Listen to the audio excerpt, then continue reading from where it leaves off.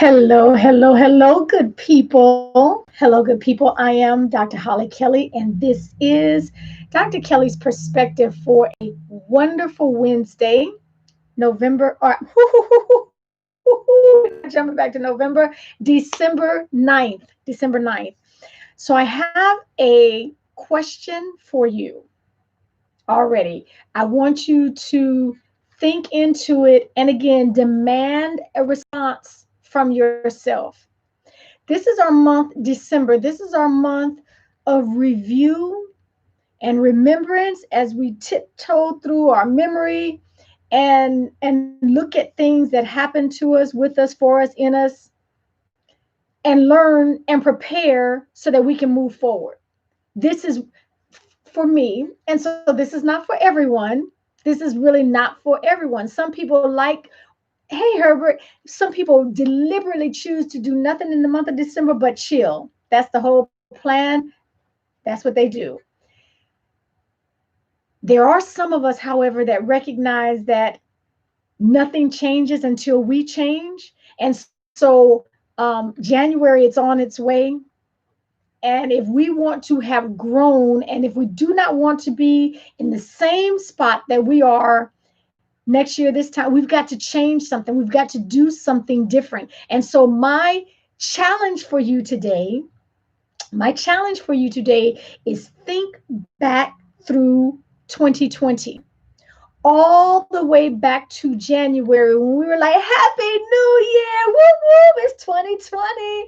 Okay, I want you to go back all the way to 2020 and walk through the memories. I want you to think of the hardest, the most difficult, the most heart wrenching, the most divisive and destructive thing that happened to you this year. Good night, Holly. I came here for motivation. You trying to drag me down? No, we're trying to prepare. We're trying to prepare because too often things happen to us and we do not learn anything from them. We blink and then that same thing dressed differently happens again. We don't learn from it because we're so quick to get out of it. Who I got to fast and pray. Call the prayer warriors. We need to fast, pray. I got to get up out of this. And we're so quick to go through it, pass through it without allowing it to do what it is supposed to do. When you choose that thing that happened, not what you read about, not what you, and if you're going to say the pandemic, get specific. What did it do to you, to your family this year? That's part one, to find it, look for it, search it out. But then the more difficult part of my challenge is to really search and find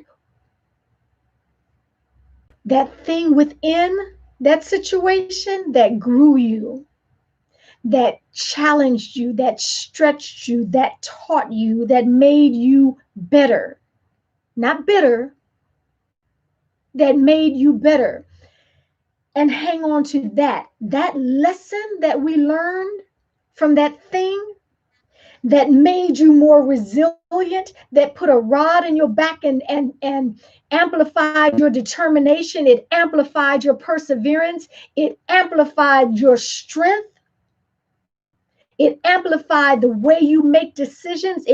Okay, that thing is what we need to take over into 2021. If we just move so quickly to get the heck out of 2020 because it was, I don't even want to remember anything about it, we're going to miss it. And I promise you, what we should have learned, what we should have been challenged by, not to defeat us, but to strengthen us, that thing is going to come back around. It's going to be dressed differently. It's going to smell a little different, but I promise you it's coming back. So my challenge as we, again, I laughed at myself when I listened back to the replay and couldn't do the math. Okay. I was laughing at myself. I'm a visual person. Carry the one. Okay, so how many of the days we got left in this month? Do not waste it. Look for. I mean, act like you searching for somebody wrote you a check for $15,000 and you done misplaced the check. I mean, that's what I want you to search. Search for it like that to determine the lesson. Not being so, hey, Elder Whitley, not being so quick to jump out of it. Praying your way out, fasting your way out. I promise you, it's going to come back. We got to learn. It was Winston Churchill that said, never let a good crisis go to waste. Never waste a good crisis. We got to learn from the most damnable thing that was meant and sent to destroy us. And yet you're still here.